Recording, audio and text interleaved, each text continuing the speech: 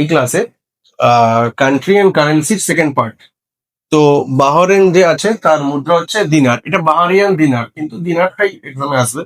তারপর সৌদি আরবের হচ্ছে রিয়াল, ইসরায়েলের নিউ সেকেল, সিরিয়ার হচ্ছে সিরিয়ান পাউন্ড, কারণ পাউন্ড অন্য জায়গাতে ইউজ হয়, এটা সিরিয়ান পাউন্ড। তুরস্ক তুর্কিশ লিরা, তো লিরাটা অপশনে আসবে, এখানে পাউন্ডটা অপশনে আসবে, এটা বুঝতে হবে।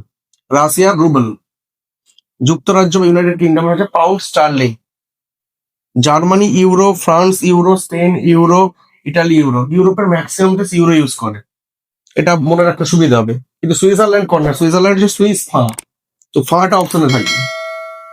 এরপর যদি আমরা নরওয়ের দিকে চোখ রাখি, ক্রোন, নরওয়েরিয়ান ক্রোন, কিন্তু ক্রোন অপশনে আছে, দেশের নামটা থাকবে না।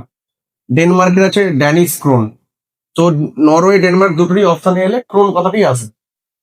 গ্রিসের ইউরো, আয়ারল্যান্ড ইউরো, এই দুটো ইউরো আসছে। আর তারপরে যদি ইউক্রেন হিবনিয়া, তারপর ফিনল্যান্ডের ইউরো, নেদারল্যান্ডসের ইউরো, এরপর আইসল্যান্ডেরও ক্রোনা, বেলজিয়ামের ইউরো, অস্ট্রিয়ার ইউরো।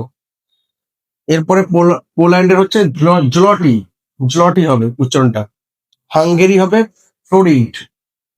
এরপর বেলারুসের হচ্ছে বেলারুসিয়ান রুবল, তো রুবল অপশনে আসবে।